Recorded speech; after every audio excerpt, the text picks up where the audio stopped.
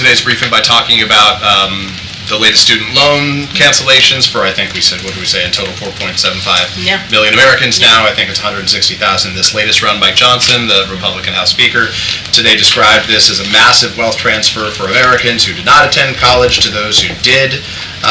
And he described it as a shameful play to buy more votes 6 months before an election. I will say to the congressional member, Mike Johnson, obviously the Speaker, is that what is shameful is that Republicans continue to get in the way of helping us deliver a little bit of breathing room for Americans who deserve that opportunity, you heard me talk about Tiffany, the young woman who one of the things that people should know, and if you don't, is that when folks are receiving these debt relief announcements from the president, they have an opportunity to tell their story. They have an opportunity to say why this matters to them. And we're talking about millions of Americans who now have an opportunity to start a life, have an opportunity to move forward in a way where they can reach that American dream or reach whatever it is that they wanted to do, not just for themselves, for their families. So we believe, and the president's not going to walk away from doing that.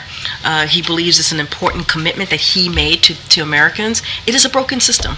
It is a broken system. I guess the question, though, is what then is the White House's message to those Americans who did not attend college for a variety of reasons, perhaps, including perhaps that they didn't want to take on all the debt that went with it right now, that they feel like in some form they are responsible for allowing those who did not to pay their fair share? So look, here's the thing. This is a president who has been very clear about making sure that he's building an economy that leaves no one behind, right? Making sure that... left behind the ones who didn't get support because they didn't go to college? I hear your question, but this is, if you look at what the president has done more holistically over the past 3.5 years, he has tried to build an economy for everyone. This is one part of his economic policy. When you think about creating 15 million jobs, many of those jobs, if you think about the different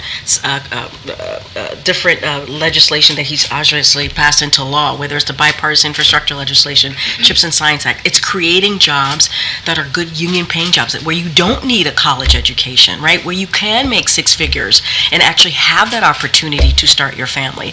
He is creating an economy from the bottom up, middle out, making sure that the millionaires, the billionaires and corporations are paying their fair share, right? Not like Republicans in Congress who want to give them a tax giveaway.